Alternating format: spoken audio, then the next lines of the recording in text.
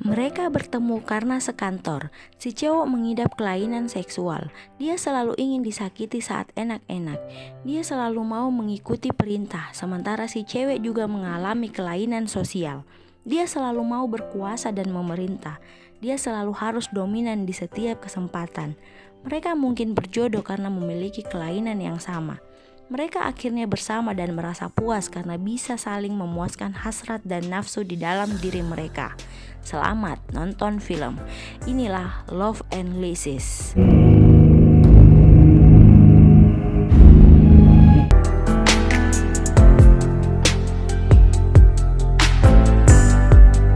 Jiwoo diperkenalkan oleh ketua sebagai manajer baru di kantor itu.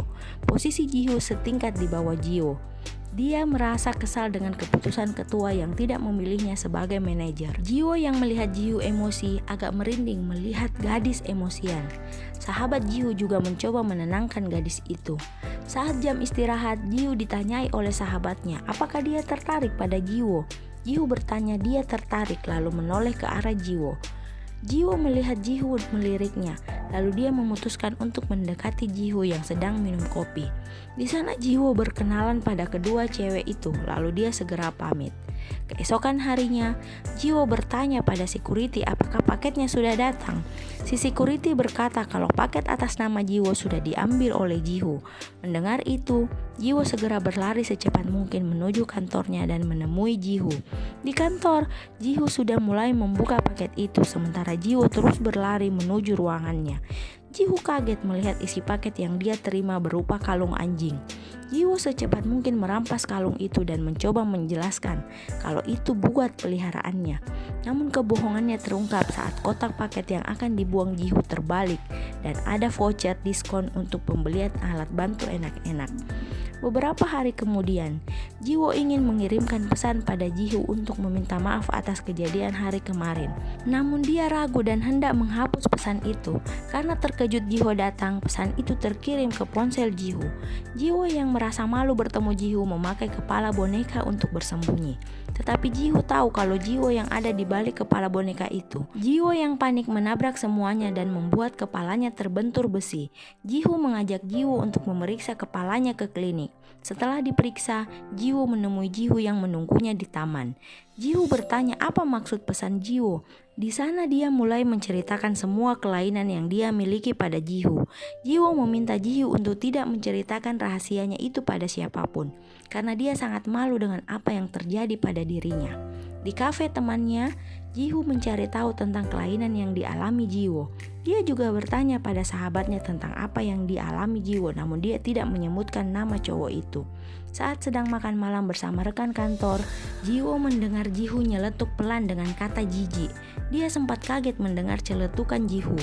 Saat hendak pulang dari makan malam, Jiwoo kaget melihat Jiwoo menangis sambil jongkok di depan mobil yang terparkir. Di sana Jiwoo mendekati Jiwoo sembari bertanya apa yang terjadi. Jiwoo lalu sege-segukan berkata dia malu dengan Jiwoo dan dia mengakui kalau dirinya aneh. Jiwoo berkata tidak usah merasa seperti itu. Di sana Jiwoo yang mendengar perkataan Jiwoo yang mengerti dirinya mengajak Jiwoo untuk menjadi tuannya dan dia akan berlaku seperti peliharaan Jiwoo. Namun Jiwoo langsung berdiri seolah menolak. Jiwoo yang merasa ada penolakan dari Jiwoo dengan malu segera meninggalkan gadis itu. Keesokan harinya saat di kantor, Jiwoo mengirim pesan ke ponsel Jiwoo dan meminta Jiwoo menemuinya di ruang istirahat kantor. Jiwoo dengan segera datang ke sana.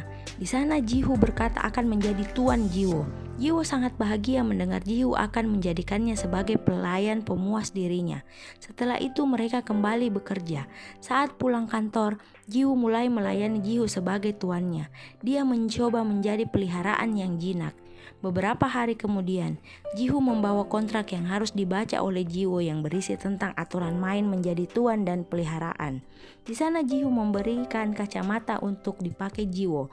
Kacamata itu adalah tanda saat Jiwoo merasa tidak nyaman, dia akan melepaskan kacamata itu.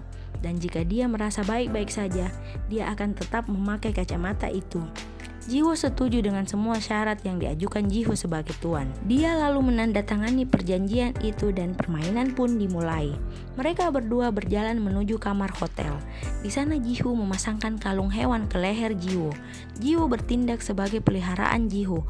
Namun karena terlalu senang, Jiwo berteriak layaknya guguk, membuat tamu di kamar sebelah komplain akan adanya hewan peliharaan, membuat mereka gagal di praktek pertama. Praktek kedua dilakukan di kantor saat semua orang sudah pulang. Jiho melakukannya dengan baik dan Jiwo sangat senang diperlakukan sebagai peliharaan Jiho.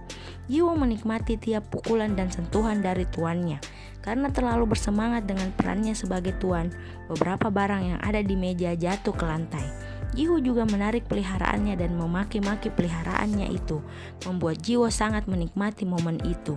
Saat sudah di rumah, Jiho mulai menikmati sentuhan demi sentuhan dari Jiwo yang membayangkan apa yang telah mereka lakukan tadi. Hari berikutnya, Jiho dan Jiwo mulai lagi bermain tuan dan peliharaan. Saat itu mereka sudah terlihat sangat pro dengan pakaian khusus. Mereka berdua juga sangat menikmati apa yang mereka lakukan. Saat hari libur kerja, mereka berdua berjalan-jalan di taman.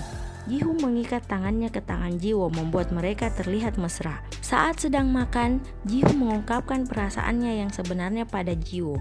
Dia ingin menjadi pacar Jiwo, namun Jiwo menolak Jiho dengan alasan yang tidak jelas. Jiho sangat frustasi karena telah menyatakan perasaan duluan dan ditolak. Sementara Jiwo sangat menyesal menolak Jiho. Penolakan itu beralasan karena Jiwo trauma dengan perlakuan pacarnya dulu dan menjadikan dia benar-benar sebagai peliharaan. Saat di kantor, Jiho dan Jiwo masih dengan kesibukannya, sementara yang lain sudah pulang. Jiho yang merasa kesal ditolak oleh Jiwo berperilaku dingin dan pamit untuk pulang duluan tanpa ekspresi. Namun saat di luar kantor, dia meminta Jiwo untuk melakukan permainan yang terakhir karena perjanjian mereka akan berakhir. Di rumah, Jiho mempersiapkan semua alat yang akan dia pakai untuk permainan terakhirnya bersama Jiwo. Dia juga mempraktekannya pada boneka kesayangannya agar tidak salah nanti saat permainan dimulai. Tiba saatnya permainan terakhir dimulai. Jiho melakukan semua bagian dengan profesional. Jiwo yang menjadi peliharaan terlihat pasrah dan menikmati perannya. Jiwo yang terbawa suasana dan sudah melayang keenakan menjerat Jiho dengan tangan terikatnya. Dia menarik tubuh Jiho dan mulai melumat bagian sensitif Jiho. Namun Jiho menolak dan langsung menghentikan permainan. Jiho melepas semua ikatan yang ada di tubuh Jiwo. Setelah itu, dia segera pulang. Mereka berdua terjatuh dalam lembah penyesalan karena tidak jujur dengan perasaan masing-masing. Saat malam hari terlihat Yuyun masih sibuk di kantor seorang diri. Dia nampak mencurigakan saat itu.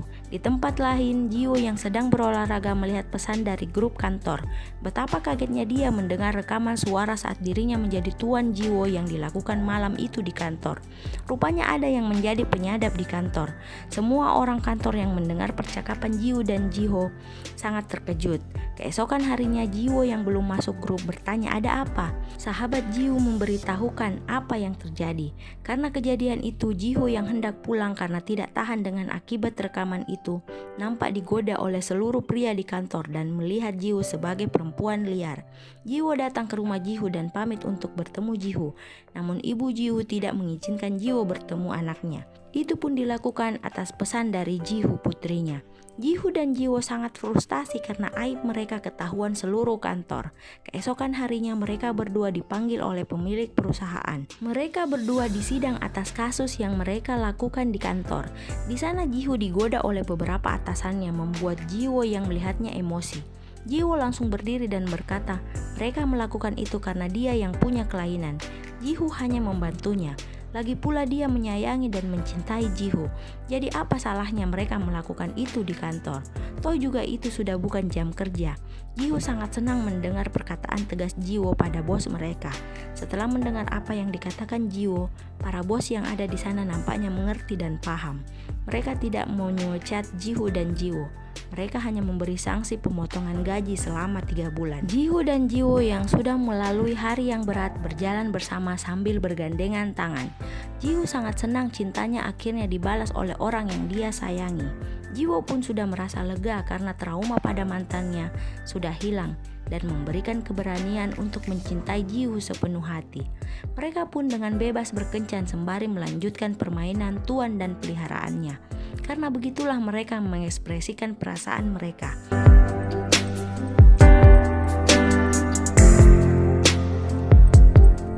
Terima kasih sudah menonton.